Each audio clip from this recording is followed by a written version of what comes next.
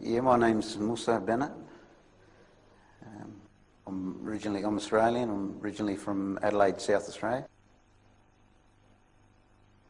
I've been over here in Perth, living here for the last 20 years. I've been a Muslim for 24 years. I actually embraced Islam in a place called Port Hedland, which is up in the northwest of Australia, mining town. That's where I first was introduced to Islam. I was working with Muslims. I was brought up Catholic, Christian, but from very young I used to ask a lot of questions to the priests, and I wasn't getting the answers which I felt were, well, what I believed.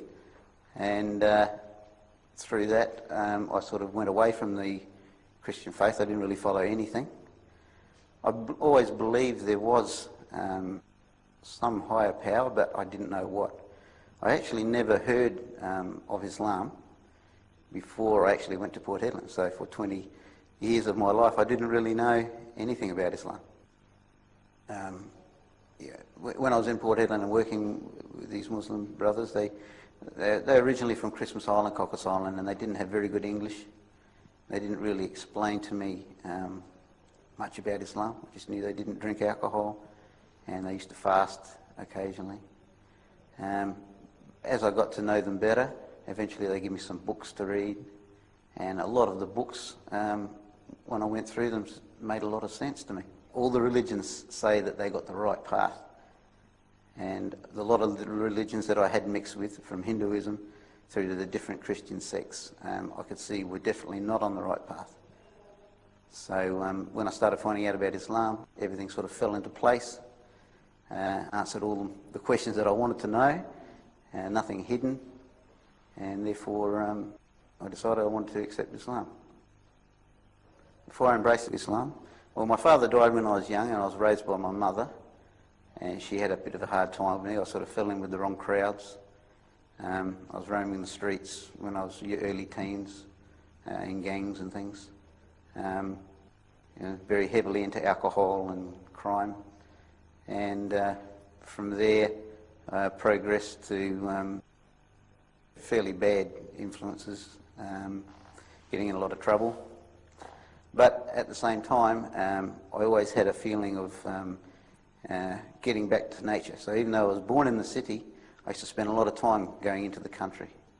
Some of my interests were hunting. I enjoyed hunting, fishing, diving, and through going out into the bush, into the forests, spending a lot of nights out there,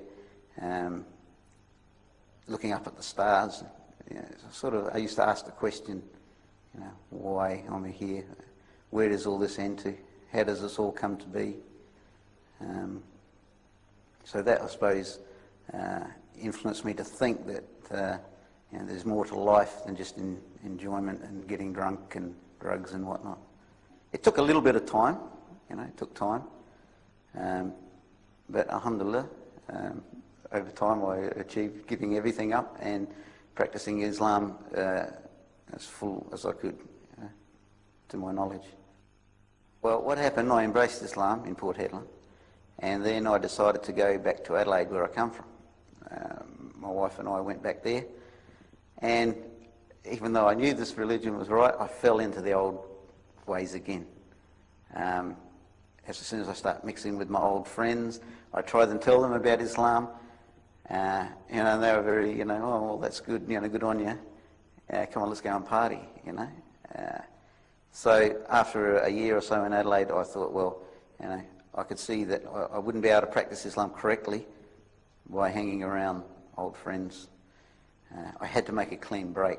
So my wife and I decided that we would pack up and we would go over to Perth, where we knew that there was a reasonably big community of Muslims compared to Adelaide at that time. I did have a couple of friends who did embrace Islam. One friend who was a neighbour lived down the road. He could see the change in us, actually. No more drinking, no more drugs. And it also appealed to him. He came over to Perth and wanted to find out more about Islam, and we actually give him dawah, and he also embraced Islam. And then, alhamdulillah, my mother also embraced Islam. So in my family now there's only one sister who hasn't embraced Islam, but inshallah we're still working on it. It was mainly breaking and enterings, gang fighting, and dealing drugs and stuff like that, weapons and things. So I never really got caught for anything, alhamdulillah. A lot of my friends did do a lot of time in prison. As soon as I embraced Islam, then I started learning about drugs, and I could see how wrong it was. And I decided, no, I wouldn't have anything to do with it. And alhamdulillah, I mean, before I got married, I did have money through drugs, and alhamdulillah, Allah took it all off me through other means. So I ended up with nothing, and then I started from scratch. Yeah, I did feel bad sometimes. Some of the things I'd done, I felt bad that I'd done it, you know. But of course, I still went and done it. Sometimes, you know, because I was, you know, affected by drugs and alcohol, you do things that you wouldn't normally do. I mean, you know, like when I was drinking, I was always in trouble, always getting in fights and things. I'd do some stupid things. Since I don't drink alcohol, I don't do those things anymore. So the alcohol was a big influence in that type of thing. And that sort of kills your conscience a bit. Well, when I first, of course, embraced Islam and I was just learning, yeah, I suppose I had that conflict where I'd still slip back into what I was doing. But, yeah, more I started getting knowledge of Islam, then the more I knew it was wrong, the easier it was not to do it. The fear of Allah, the punishment, and this, you know, helped me to stop doing those type of things. I never really believed in the God that they worship, and that what they said, you know, that therefore I never really listened to them, you know. Just the way Christianity was, I found that I just couldn't listen to them. I just wouldn't listen to them. Yeah, back then when I was, you know, doing these things, these crimes and behaving badly, of course I had a fear of getting caught by the police. Everyone has that. But you also think in your mind that you will do things so that you won't get caught. You have that possibility of getting caught, but that's a small possibility. So difference is, once you know about Allah and that He knows everything, He sees everything, then it makes you realise that no matter what you do, you can't hide it and you can't get away from it. On the Day of Judgment, everything that I've done will be brought forward. So that's the crux that actually makes me try and do the right thing now and keep away from all bad things. My faith in Allah and the fear of others' punishment is what makes me try and do the right thing now and keep away from haram and bad things. I embraced Islam in Port Hedland and went back to Adelaide, and I told him, look, I've embraced this religion of Islam, and my brother laughed at me because he thought it was a big joke, you know. And I told him, look, I'm serious, this is something which I never knew before, and I've come to know things which you know, I believe are correct and it's truthful. And once again, you know, he joked about it. My mum thought it was a bit of a joke too. She's a bit worried I was involved with some cult or some sect of, you know, she didn't really know anything about Islam. But after a while, they could see the change in me. I was trying to do the right things, trying not to drink, not to take drugs, and just in that change, not to swear, they could see there's something good in it. Alhamdulillah, they accepted that I'd taken on this new faith, but they didn't really want to know much about it. It wasn't until I actually went back to Perth a year later that my brother come over and he wanted to know more about it. And I had a group of Muslims staying with me at that time, and he was watching us pray. He looked through the door into the room and watching us pray, and he saw how peaceful it looked and how down to earth it looked, and that appealed to him. And bit by bit, giving him dawah, eventually he come to realise that is true. And out of the blue, he said to me one day, "Look, I want to be a Muslim. I want what you've got." So alhamdulillah, he embraced Islam. And from there he started to practice. He actually went overseas, went to India, Bangladesh. He was involved with Tabligh Jamaat for a little while. So he went for about 8 months. He was away. Ended up marrying a girl from Bangladesh. And so then he was on the road to practicing Islam, alhamdulillah. Then with myself and him living over here, my mother would come over for holidays, and we started telling her a little bit more about Islam, and we were practicing more then, and she could see some good points of it. And even though she had no religion, she was brought up with no religion, she always believed that there was a God. So when we told her that this God that she believed in is the God of Muhammad and Adam and all the different prophets, and eventually she out of the blue, she also said, "I want to be Muslim." And alhamdulillah, she said the Shahada probably about 5 years, 6 years after I become Muslim. And now she still lives with us, and she's 82. She's been Muslim now for about 15 years. Alhamdulillah, she's at the moment she's just found out last year that she got cancer, and it's going to be terminal. But she's now that she's Muslim, she knows what she's looking forward to, and she's accepted it. Alhamdulillah, I feel good for her. If she dies Muslim. And now, of course, I just got one sister to go who we're working on. She's a bit of a hard case, a bit of a businesswoman, and but alhamdulillah, when we give her dawah, she can see there's something there that she can't argue with, and we hope eventually, inshallah, that she will also become Muslim. And Jesus is a prophet, and it didn't. It sort of fitted in with already our, Christian belief that we were brought up with. There was nothing alien about it. So it was easy to accept that, Muhammad is the last prophet. And of course, when you start reading the Quran, and then I started learning more and looking into the science of the Quran, and I always used to pick holes in the Bible because there's so many holes to pick, so many contradictions and mistakes. And I found with the Quran, when I tried to do the same thing, I couldn't do it. Everything it said, it was backed with proof. And it's just, it sort of, Allah sort of forced me into showing me that this is 100%, from the creator of everything. No mistakes, no contradictions, dealing with all aspects of science and life. And it's convinced me. Oh, well, a lot of questions, why you can't get married, how is Jesus a God, in what way, he looks like a human being, I couldn't accept a God looking like a human being. It was just instinctively I'd reject that, And of course, when Islam says he's a prophet of God, well, that just makes sense. He's a man. I always saw him as a man. And of course, the Christian impression you have when you're young is that, if Jesus is God, then you've got his father with an old man with grey hair and all this sort of thing. This is an impression that you get when you're young and you're brought up with,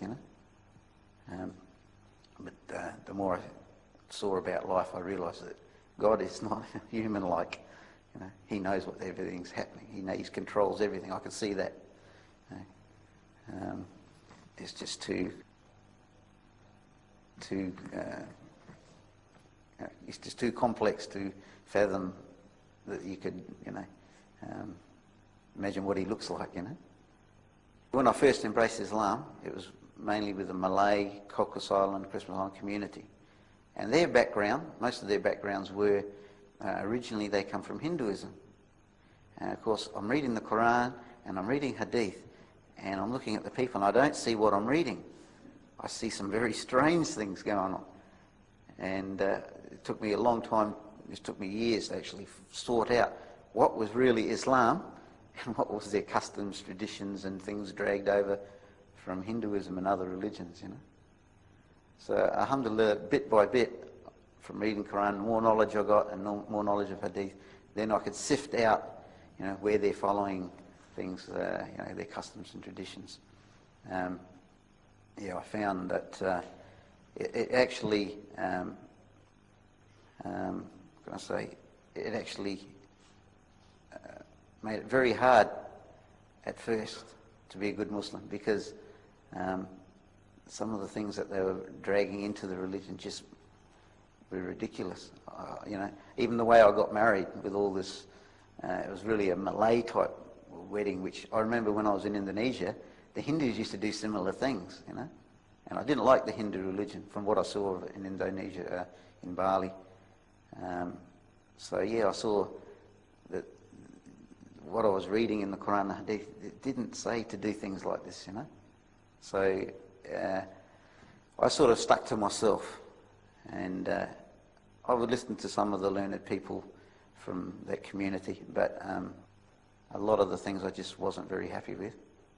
Yeah, the main thing with the with Islam, I found there was a good brotherhood there. There were Muslims amongst these people who were practicing the proper Islam, and that brotherhood, you felt very close with them. That was what kept me going in a lot of ways.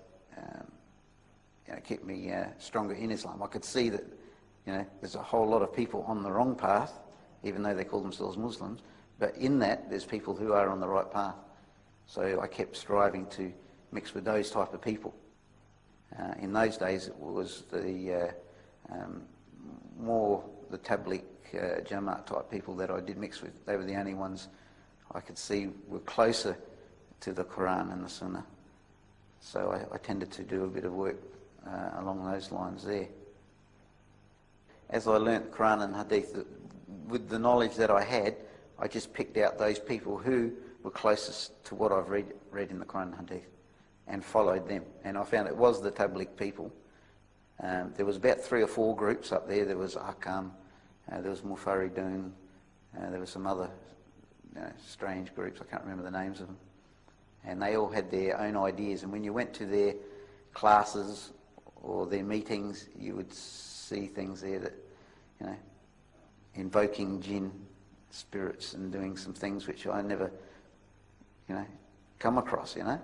They had some very funny superstitions as well. You know, I mean, I had superstitions back when we were Christian, you know. I didn't expect to come into Islam and still see those sorts of superstitions, but they were there. So I tended to stick with the people who follow Quran and Hadith more closely, and I found, you know, the superstitions and all this rubbish fell away. And I could see the pure Islam, and that's what I wanted. I don't put myself in any group. I follow the Quran and Sunnah to the best of my knowledge. And I listen to a whole range of people. You know? I don't agree with everything the Salafi people say, or the Wahhabis, or the Tablighis, or whatever. But there's a lot of good things in there that I do agree with. If someone says something, they got it from the Quran and Hadith, I can check it up. Alhamdulillah, I accept that. If they start saying things which is opinionated or whatever, then I may take their opinion on, may not. It just depends on what it's about and what knowledge, what proof I can find for myself. You know, Islam is the best religion, there's no doubt about that. Unfortunately, yeah, the Muslims are not doing the job they're supposed to be doing, and therefore they're giving Islam a bad name. They make it look bad. I've met Muslims who I really didn't like. I've met better Christians as far as their manners, their personalities, their characters are. So it's the Muslims that let Islam down. But Islam, of course, is, when you look at it in its pure form, it is, you know, there's nothing can match it, come close to it. Yeah, but it's really, I see a need for the Muslims to get their act together, practice Islam, learn about Islam, and then give dawah to the people, especially in this non-Muslim country. We really need to live in amongst the kuffar. If we don't spread the message to them, eventually they're going to turn on us. I can see it, whereas like happened in Bosnia.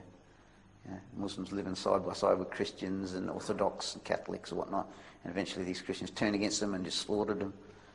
I can see this here if we don't start telling people what Islam's really about.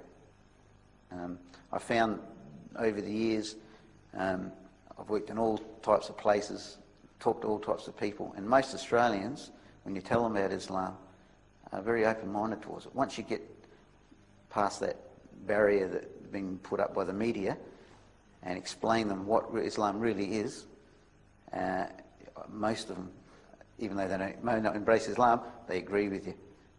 They agree that it sounds reasonable, sounds logical. And I think if the Muslims really start doing dawah in this country, they will get a lot of people coming to Islam.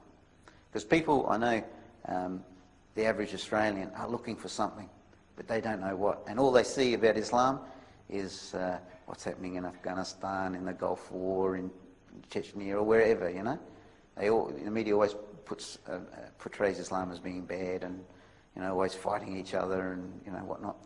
But when they see the reality, I'm sure that they will embrace it. So it's up to the Muslims to actually get their act together and start doing dawah properly and let them know what it's all about and practice it themselves. If every individual practices Islam to the best of his ability and shows his good manners and good character and is honest and that, then this will have a big influence. And even though I know a lot of people who are not Muslim, but they respect Muslim, they're not the kuffar. They really, I have a lot of, mixed with a lot of non-Muslim people, and once I've told them about Islam, they do respect Islam. And when they see things going on in the world, they're not just one-sided on, like on America's side or the Western side. They can see the other side too, which is good. So eventually, inshallah, one day they will become Muslim. Now, the way I come through Islam, I prefer that because, alhamdulillah, I've seen a whole range of different things in Islam, people that call themselves Muslim and their practices, and it's, alhamdulillah, it's helped me to learn what the real Islam is, and alhamdulillah, I'm glad it happened the way it happened. It taught me a lot in life experience. There's a lot of things I want to do. The main things, I suppose, is while I'm living in this country is to do dawah to the non-Muslims. Because from my background and other people, non-Muslims who have come to Islam, I want everyone to have this religion, to know about it. So I'm going to put more effort in giving dawah and trying to bring people to Islam. That's one of the main things I want to do. And also in the Muslim community, I would like to do things to get the youth doing things other than sitting in front of television and computers and whatnot. I'd like to get them out into the countryside, camping or fishing trips or whatever, to get them to do things active outdoors. Good training for them, and get them off the streets, get them out of the nightclubs and what, because at the moment, there's a lot of young guys who go to nightclubs, they go to dancing, and they're falling in with wrong friends and drinking alcohol and stuff like this, So I want to make it also that I can influence these young guys to get back to Islam, practice Islam, and still they can enjoy things, but more the outdoors type of life rather than the, Assalamu alaikum. لبيك اللهم لبيك